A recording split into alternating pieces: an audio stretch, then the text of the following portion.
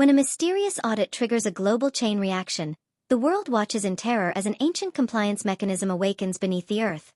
An entity built long before humanity drew its first breath. Metallic sentinels rise, the sky fractures, and forgotten protocols ignite as the planet is forced into a cosmic reckoning no government can stop. What began as corporate sabotage becomes a battle for survival, exposing a truth far more devastating than invasion. Earth has always been part of a larger system, and its time of judgment has arrived. Now humanity must confront the endgame it never saw coming, and cannot escape. Corporate headquarters descended into chaos early this morning as a sudden, internal audit operation swept through Kessler Dynamics without prior notice to any department heads. According to employees on site, investigators moved in within minutes of the building opening, immediately securing servers, freezing employee access, and ordering teams to stand down from all ongoing projects. Nearly every workstation displayed the same ominous message. Compliance review in progress. Do not interfere. Panic spread rapidly as staff watched critical files vanish from their systems, not archived, but erased in real time. Several departments reported that entire project histories were wiped clean, leaving employees fearful of what the audit might be uncovering or attempting to bury. Many described the atmosphere as hostile, with the audit team moving room to room accompanied by private security contractors, a move unprecedented in the company's history.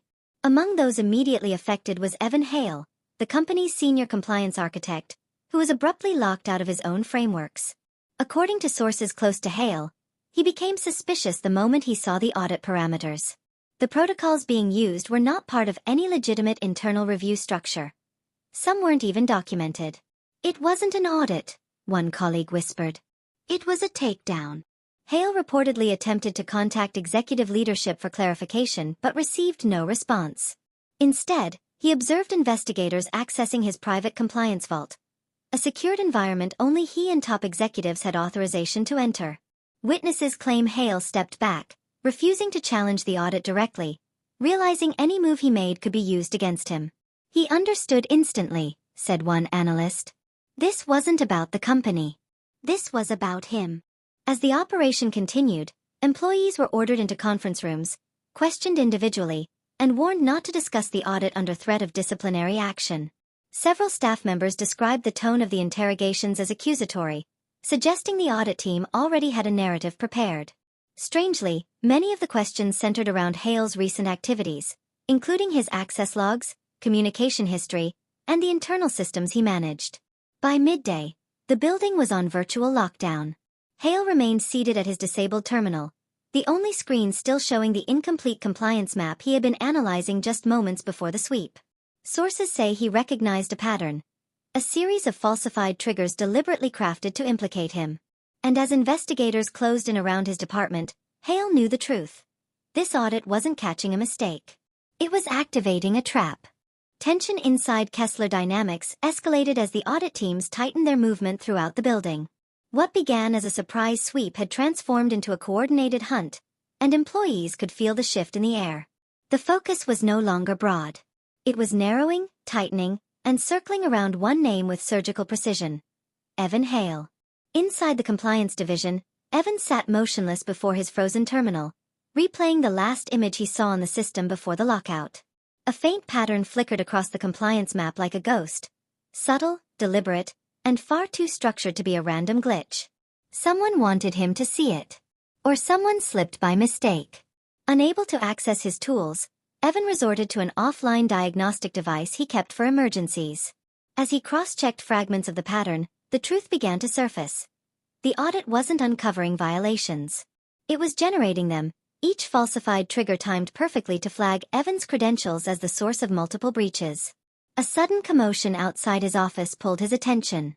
Security personnel escorted several analysts from their desks, demanding full statements on every interaction they'd had with Evan over the past month. The tone was aggressive, accusatory, as if the conclusion had already been written and they were simply collecting actors for the final scene. One analyst attempted to defend him, insisting the compliance metrics Evan oversaw had been stable for months. The investigator silenced her instantly, stating that contradicting an active internal review would itself be considered obstruction. Fear spread again, heavier than before, as employees realized the audit team was not interested in truth, only confirmation. Evan stepped into the hallway, only to find more investigators examining the physical logs of his office. They photographed every note, every outdated report, even the coffee mug on his desk. The message was clear. He was no longer an employee under review. He was a suspect under surveillance. Determined not to be cornered blindly, Evan took a calculated risk. He moved to the server corridor, hoping to find an unguarded maintenance console. The security officers stationed there blocked his path immediately, insisting the area was restricted until the audit concluded. Their eyes followed him with predatory calm, as though waiting for him to make one wrong move. Returning to his office, Evan discovered a sealed envelope on his chair. No one claimed responsibility for placing it there. Inside was a printed segment of code, one he recognized instantly. It belonged to a compliance trap mechanism he himself designed years earlier, meant to catch high-level fraud. Someone had weaponized his own creation to frame him. Before he could process the implications, an announcement echoed through the building. Executive leadership would be conducting direct interrogations, starting with members of the compliance team. The room fell silent as every head turned toward Evan's doorway. The trap was no longer just tightening. It was closing. With investigators gathering outside and the evidence mounting against him at an unnatural pace, Evan felt the walls closing in. He knew now with absolute certainty. This was not an audit gone wrong. This was an engineered endgame, and he was the target. Whoever orchestrated it had resources, authority, and a chilling understanding of how to twist the system until it became a weapon. Rumors spread through Kessler Dynamics like wildfire as the internal investigation tightened its grip.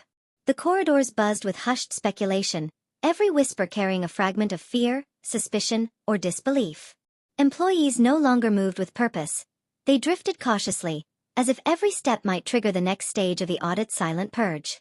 Inside the compliance wing, investigators escalated their pressure with precision. Interrogations grew longer, harsher, and increasingly pointed toward one direction: Evan Hale. Staff members were repeatedly asked about his habits, his recent movements, even offhand comments he made during routine meetings. It was clear the audit team wasn't gathering information. They were forcing a narrative into place. Evan sensed the shift immediately. The pattern from the tampered compliance map, the envelope of stolen script fragments, and the growing hostility from investigators all pointed to one conclusion. Someone was orchestrating a total character collapse. He wasn't being accused of errors. He was being sculpted into the perfect culprit. In an attempt to understand the scale of the framing, Evan reached out discreetly to a trusted analyst named Mira Thorne. She, unlike the others, refused to shy away. Her voice trembled, not from fear of Evan, but from fear of what she had uncovered. Throughout the morning, she had noticed repeated accesses to sealed archives, files that only executive-level clearance could reach. What she found inside those reactivated archives was alarming. Several reports attributed to Evan had been rewritten, their timestamps altered to implicate him in compliance failures that never existed. Embedded within them were hidden flags, digital seeds, that would activate under audit conditions and create the illusion of systematic fraud under Evan's credentials. Meanwhile, tension in the building surged as employees found their devices tapped, their communications monitored, and their private channels restricted. Every message felt like a potential threat. Many started distancing themselves from Evan, not because they believed the accusations, but because fear of being connected to him had become a survival instinct. Despite the growing isolation, a small group of staff gathered secretly to share what they'd observed. They spoke of unusual patterns in server access logs, sudden executive orders bypassing standard protocol, and a selected list of employees being tracked more aggressively than others. The consensus was unmistakable. The internal audit was a weapon, and someone was pulling the strings from above. As Mira dug deeper, she uncovered a fragment of a confidential directive issued days before the audit began.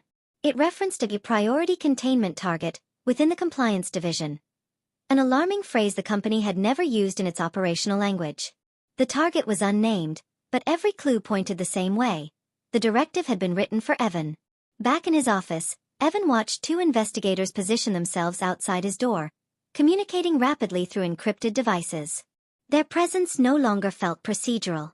It felt predatory. Every instinct told him the next phase of the operation was about to begin, and whatever was coming would not just sabotage his career, it would erase him entirely. Knowing time was running out, Evan took a decisive step. With Myra's help and the fragments of evidence they had collected, He prepared to uncover the true architect behind the trap. Whether the company was ready for the truth no longer mattered. The audit had crossed a boundary. And now, Evan was done waiting.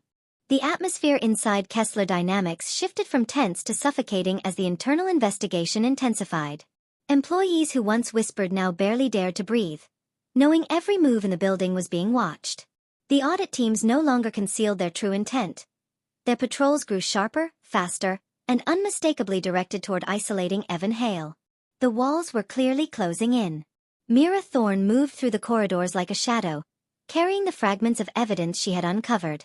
Her discoveries had exposed a disturbing truth. The operation wasn't rogue or accidental. It had authorization from the highest possible tier. Someone with executive clearance had engineered the system overhaul, manipulated timestamps, and built a falsified chain of violations pointing directly at Evan. Behind a locked maintenance panel, Mira and Evan reviewed the data she had risked her job to retrieve. The code injections, the altered compliance histories, and the sealed directives all converged on a single access source. The executive suite firewall, a gateway that only one person in the company controlled. Adrian Kessler, the CEO himself. The revelation hit like a blow. This wasn't sabotage from within the ranks. This was a throne descending on its prey. News quietly circulated that Kessler had arrived in the building hours earlier than scheduled. His private elevator was active. His personal security present. But what unsettled employees even more was a rumor whispered between departments. Kessler wasn't there to manage the audit. He was there to oversee its outcome, personally. As investigators seized more of Evan's files, a new wave of fear washed across the compliance division. They began confiscating personal devices, demanding to know who had communicated with Evan in the past 24 hours.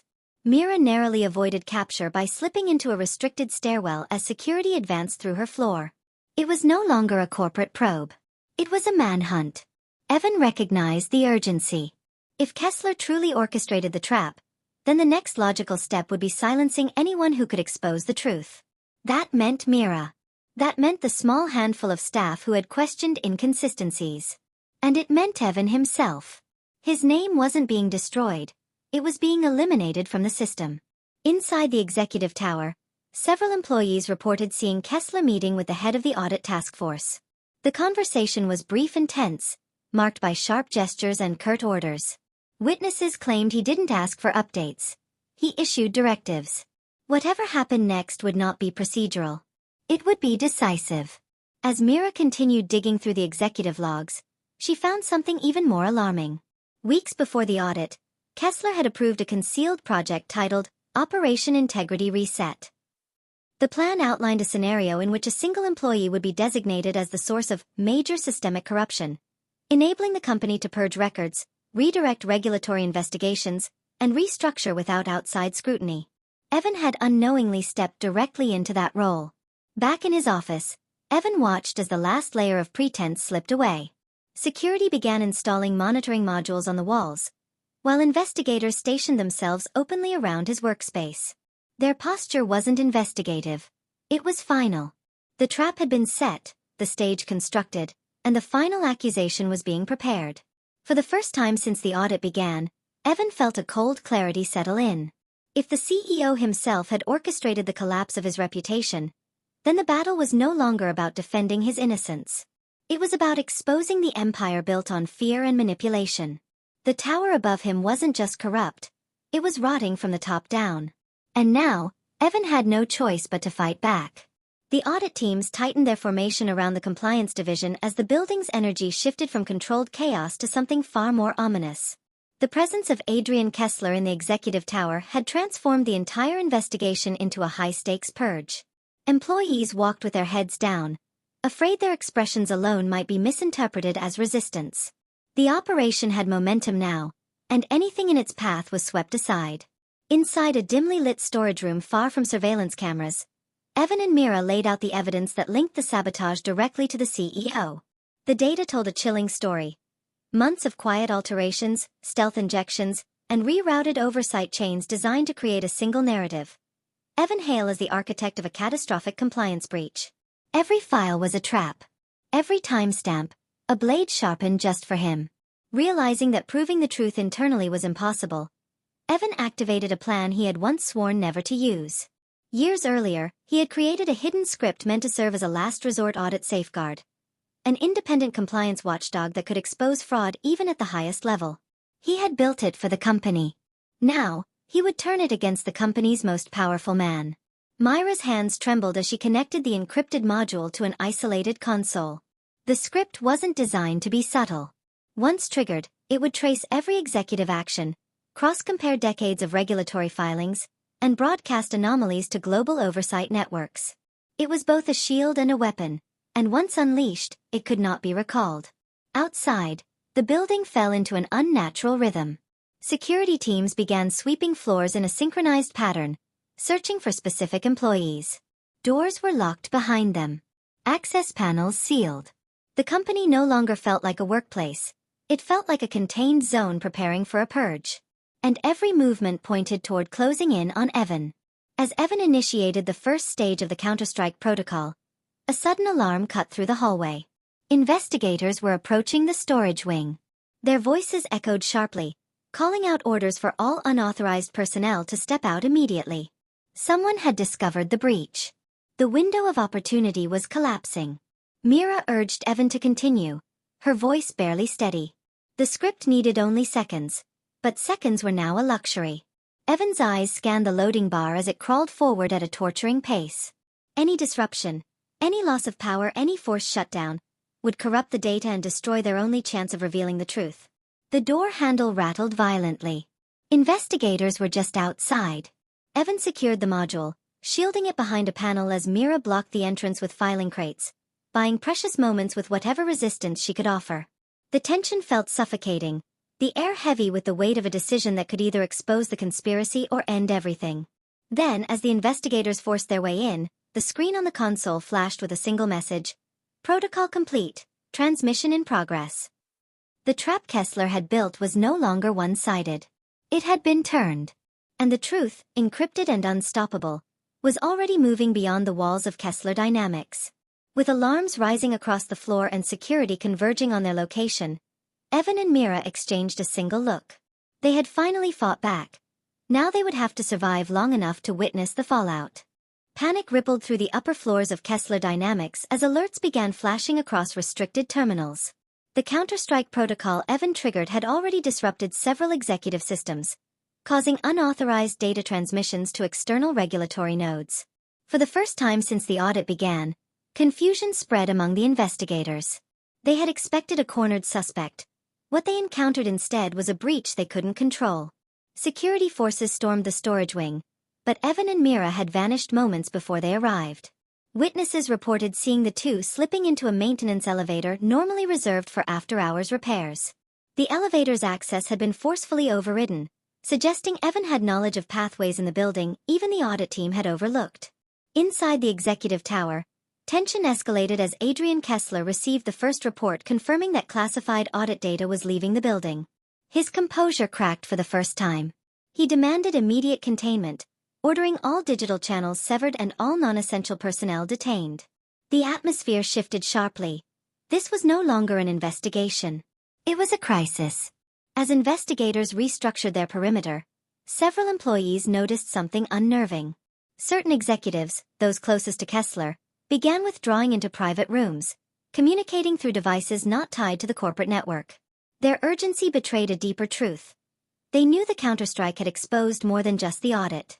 It had uncovered the secrets behind the audit itself. Meanwhile, Evan and Mira navigated the hidden service passages, relying on Myra's stolen clearance codes and Evan's knowledge of the building's forgotten architecture. The walls around them hummed with the sound of redirected power as Kessler's team attempted to shut down the system Evan had awakened.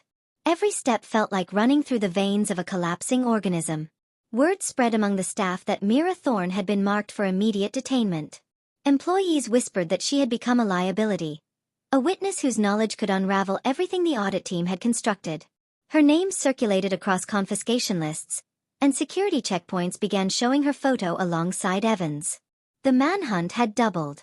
Back in the executive tower, Kessler convened a covert meeting with his inner circle. Tension filled the room as he laid out a contingency plan. Evan would be framed not only for internal fraud but for orchestrating an external cyber attack against the company. Mira would be identified as his accomplice. The narrative was brutal, absolute, and designed to erase them completely. At the same time, fragments of the Counter-Strike protocol began surfacing across regulatory servers. Investigators inside governmental agencies received sudden bursts of encrypted data tied to Kessler Dynamics compliance systems. Though they couldn't yet read the files, the volume alone raised suspicion. Kessler's empire was no longer simply under pressure. It was under scrutiny. As Evan and Mira reached the final passage leading to the server hub, they witnessed something startling. A group of mid-level managers confronting a member of the audit team. Their voices were low but filled with defiance. Fear had turned into resistance. The whisper network that once avoided danger was beginning to fracture under the weight of truth. With the building edging toward internal revolt and executives preparing their last defense, Evan realized the confrontation was inevitable. To survive the night, he would need more than proof. He would need allies, and the company was finally starting to choose sides. Chaos rippled through Kessler Dynamics as employees began realizing the scale of the conspiracy unfolding above them. What started as whispered doubt had erupted into visible cracks of resistance. Staff members who had once obeyed the audit teams without hesitation now exchanged tense glances, questioning the legitimacy of every order barked at them. The building, once a monument to corporate precision, now pulsed with disobedience. Deep inside the server wing, Evan and Mira approached the central hub, the beating heart of the company's digital operations. The hum of machinery echoed like a warning as automated security barriers snapped shut behind them. It was clear that Kessler's command team had detected their direction. The trap was evolving, closing, but Evan pressed forward with grim determination. As they entered the hub, emergency lights flickered overhead, casting fractured shadows across the walls of processors. The screens displayed frantic messages, unauthorized transmissions, failed containment, system overrides. The Counter-Strike protocol had done more damage than Evan anticipated. It hadn't just exposed Kessler. It had destabilized the entire internal audit network. The audit task force was quick to respond. Several operatives stormed the server corridors, armed with high-priority directives to capture Evan on site. Their movements were sharp, militaristic, and fueled by the fear that the truth might reach the outside world before they could contain it. Every step they took echoed with desperation. Evan and Mira ducked behind a row of cooling units as the operatives advanced. Mira monitored their position through a maintenance console, her fingers trembling as she whispered that one wrong move would expose their location. The tension grew suffocating. Evan had faced corporate pressure before, but never a hunt orchestrated by his own CEO. Then the unexpected happened. A cluster of lower-level technicians confronted the audit operatives in the hallway leading to the hub. Their voices were firm, refusing to allow the investigators access without a documented warrant. Their resistance stalled the operatives just long enough to buy Evan and Mira precious time. The technicians didn't even know the full story. They simply knew something was terribly wrong. Inside the hub, Evan reached the primary control terminal. From here, he could redirect the Counter-Strike protocol, forcing the system to compile every forged document, every altered timestamp, every hidden directive. The result would be a consolidated evidence packet impossible for any regulator to ignore. It was risky, volatile, but necessary. As Evan initiated the sequence, alarms erupted across the hub. Kessler's command team had overridden multiple safety locks, attempting to shut the servers down before the evidence could finalize. The floor vibrated under the strain of forced power rerouting. The system was being pushed to the edge of meltdown. Mira worked frantically beside him, stabilizing the data stream as the terminal flickered under the assault. Her voice cracked as she warned him that the system was seconds away from collapse. Evan refused to relent.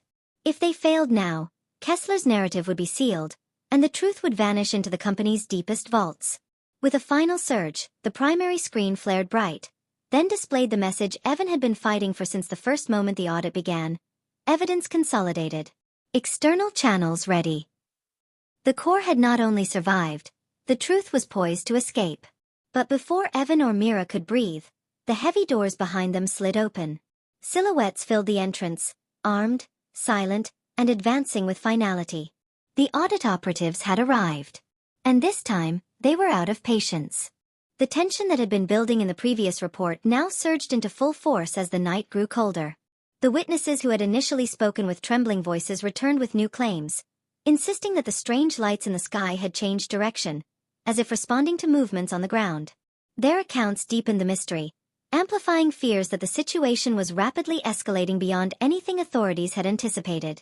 Residents who once doubted the earlier reports now found themselves unable to ignore the eerie atmosphere settling over their town. Streetlights flickered in unpredictable patterns, and animals behaved with unusual agitation, as though sensing a presence humans could not yet understand. Every sound, every rustle, every distant echo, felt heavier and more significant than before. Local officials attempted to maintain order, but their statements only raised more questions. They insisted there was no immediate threat, yet their pale expressions and urgent whispers suggested a truth they were unwilling to admit publicly. Rumors spread quickly, mixing fear with speculation, igniting conversations that spiraled into new theories. Meanwhile, investigators returned to the area where the earlier anomaly had been recorded. What they found sent a chill through the entire search team. Deep impressions in the ground, arranged in a pattern too precise to be random, yet too unfamiliar to be dismissed as man-made. The marks pulsed faintly with residual heat, as though something powerful had been there only moments before. Experts from various fields were called in overnight, each arriving with their own instruments, theories, and doubts. But as they examined the evidence, their skepticism dissolved into stunned silence. The phenomenon defied conventional explanation, leaving even the most experienced researchers grasping for answers that simply did not exist. At the same time, energy fluctuations were detected across a wide radius, disrupting communication lines and causing brief power outages in several neighborhoods. These disturbances coincided perfectly with the earlier sightings, strengthening the belief that the mysterious force was growing stronger, or drawing nearer. Families gathered inside their homes, locking doors and shutting windows, though none could clearly articulate what they feared. It wasn't the darkness outside, it was the feeling of being watched, of being surrounded by something unseen yet undeniably present. The atmosphere grew heavier with every passing hour. Reporters on the ground attempted to capture the unfolding events, but even their footage appeared distorted, as if an invisible force was interfering with the recordings. Still, they continued broadcasting, determined to document every detail, unaware that their persistence would soon reveal the most terrifying discovery yet. As dawn approached, the first faint glow of morning light revealed a landscape altered in subtle yet unsettling ways. Trees leaned in unnatural directions, shadows stretched longer than they should, and a low hum reverberated through the air. Those who stepped outside felt a chill settle over their skin, a silent warning that the previous night was only the beginning. And then came the breakthrough, a single chilling message delivered through scrambled audio waves, intercepted by investigators just before sunrise. Though distorted and incomplete, one word stood out clearly, echoing across every device that captured it. It was a word no one expected, yet one that confirmed everyone's deepest fear: return. Authorities scrambled to regain control of the narrative as sightings of the moving silhouettes multiplied. What began as a fringe rumor had now evolved into a flood of eyewitness accounts, each one more alarming than the last. Emergency hotlines were overwhelmed, and operators reported that almost every caller described the same thing: figures approaching in absolute silence. Security forces were deployed along the perimeter of the affected zone, but even they appeared uncertain about what they were preparing to face. The strange heat rising from the ground had spread outward in a perfect radial pattern, forming what specialists reluctantly termed a convergence field. No one could explain how something so precise could occur naturally. Investigators reviewing drone footage froze when they saw the silhouettes clearly for the first time. They weren't shadows at all. They were tall, humanoid forms, featureless, metallic, and moving with an unnerving fluidity. Worst of all, none of them cast a shadow. Officials attempted to classify the footage, but it leaked within minutes, igniting a wildfire of terror across the country. Protesters soon gathered outside government buildings, demanding answers that officials could not provide. The situation grew volatile as conspiracy groups and scientific communities clashed violently online, each claiming ownership of the truth.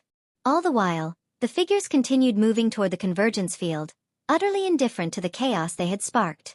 Inside the command center, analysts replayed the intercepted transmission again and again. The single word, return, now carried a new, darker meaning. It no longer sounded like a warning. It sounded like an instruction. And the metallic figures seemed to be following it exactly, as if they were responding to the same call. Satellite scans revealed that the convergence field had begun pulsing, sending faint vibrations through the Earth. Experts compared the pattern to a heartbeat: slow, steady, and building strength. The possibility that something beneath the ground was preparing to emerge became increasingly difficult to dismiss. Communications across the region flickered in and out, causing widespread blackouts. Residents in nearby towns reported hearing low, resonant hums in the air, vibrations so deep they rattled windows and made animals flee. Entire forests fell eerily silent as wildlife disappeared without a trace. Despite government warnings to stay indoors, crowds gathered near the outer fences, desperate to witness whatever was coming. Some were terrified, others mesmerized, but all were drawn by a force they could not explain. On live broadcasts, reporters struggled to maintain composure as the metallic figures came into clear view behind them. Then, without warning, the ground inside the convergence field cracked open. A blinding pillar of light shot upward, illuminating the sky with a color no one had ever seen before. The metallic figures stopped moving instantly, standing in perfect formation, as though awaiting the arrival of something far greater. And just when the world seemed to freeze in collective terror, the transmission returned, stronger, clearer, unmistakable. This time, it carried more than a single word. It carried a promise. The world watched in stunned silence as the pillar of impossible light carved through the night sky. It rose with such force that satellites were momentarily blinded, causing control centers across the globe to scramble in confusion. No one could determine whether the phenomenon was an attack, a signal, or the beginning of something far worse. As the brightness dimmed just enough for cameras to adjust, reporters gasped. The metallic figures surrounding the convergence field had knelt, every one of them. Their reflective bodies tilted forward in a synchronized bow, as if they were greeting the arrival of a long-awaited sovereign. The sight sent shockwaves through viewers, igniting a level of fear that even the experts failed to contain. The ground within the ruptured field began to shift, pushing upward with slow, deliberate pressure. Seismologists detected no conventional tectonic movement, no natural explanation. Instead, the reading suggested mechanical rhythm, as though an engineered structure was rising from beneath the earth itself. The realization left even the most skeptical analysts trembling. Crowds that had gathered near the fence took several steps back, instinctively recoiling as the fissure widened. A deep resonant sound rolled outward, a sound that matched the same frequency heard in the strange regional hums. It vibrated through bone and air alike, overwhelming the senses. Many collapsed to their knees, unable to withstand the pressure. Inside the command center, specialists watched in horror as the light slowly coalesced into shape. It was no longer just a beam. It was forming patterns, geometric sequences spinning with precise alignment. Whatever was emerging was not random. It was structured, intelligent, and impossibly advanced. Attempts to evacuate the surrounding area failed almost immediately. Vehicles lost power, drones fell from the sky, and communication lines went dead one by one. It was as if the entity rising from the earth absorbed energy on a massive scale, feeding on it to complete its awakening. Panic erupted as people realized they were cut off, trapped in the presence of something colossal. Then, through the haze of light and dust, a silhouette appeared. Taller than any structure in the region, it rose with regal stillness, encased in gleaming surfaces that shifted like liquid metal. Its form was humanoid yet unmistakably alien, each movement measured and ancient. The metallic figures bowed even lower, their bodies trembling with reverence. Reporters at the scene struggled to describe what they were seeing, their voices shaking as they broadcast the impossible. Some believed it was a leader. Others believed it was a weapon. But all agreed on one thing. It had been waiting underground, dormant for an immeasurable span of time, and something had finally called it back. The entity's head lifted, and the convergence field pulsed in response. Every screen, every speaker, every electronic device across the region flickered to life, transmitting a single, resonant tone. The same tone heard in the earlier message. The tone that now felt undeniably intentional, directed not at humanity, but at the metallic forms kneeling below.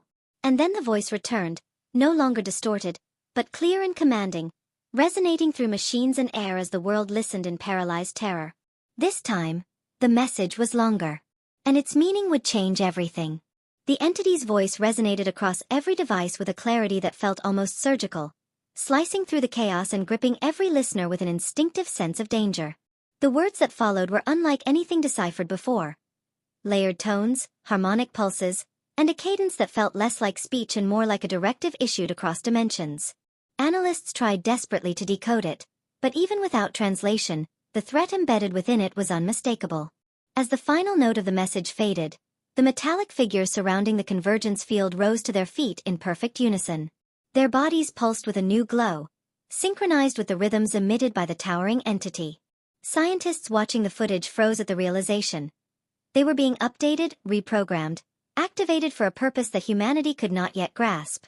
Panic erupted across global capitals as governments attempted to interpret the broadcast. Some argued it was an invasion order. Others insisted it was a reclamation. A minority believed it was an invitation to surrender. For the first time since the phenomenon began, world leaders convened in an emergency summit, their expressions tight with fear as they confronted a reality beyond their control. Back at the convergence site, the ground trembled again. This time not from emergence, but from movement. Massive plates of earth shifted outward, creating a widening crater around the entity. Structures buckled under the strain, while shockwaves rippled through the region. It was becoming clear that whatever had awakened was still expanding, still gathering strength. Residents who had gathered near the fences scrambled to flee, only to find that the same energy field disabling electronics now interfered with their very senses. Many collapsed, disoriented, as a pressure wave rippled from the entity's core. Yet amidst the panic, some stood frozen, transfixed, their eyes glazed with a strange calm, as if the entity's call was reaching deeper than sound.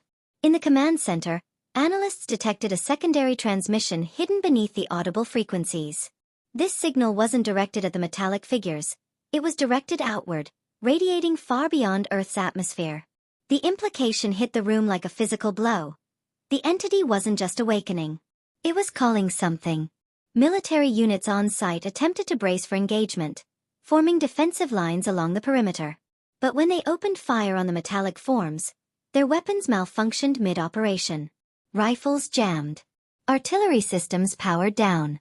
Even analog equipment flickered with interference. It was as though the very laws of physics were being selectively rewritten around the entity. Meanwhile, the geometric patterns swirling around the awakening structure accelerated, forming a vortex of symbols and shape-shifting glyphs. Linguists watching the live feed gasped as they detected repeating iterations, suggesting that the patterns were a language, a command sequence, or perhaps a declaration. Reporters, fighting through waves of static, described a new phenomenon emerging above the convergence site. The sky itself began to distort, forming concentric ripples that radiated outward like rings on water. Lightning arced through the distorted air, yet not a single thunderclap followed. The atmosphere was being reshaped, piece by piece. Then the entity raised its arm for the first time. The metallic figures turned toward it, awaiting instruction.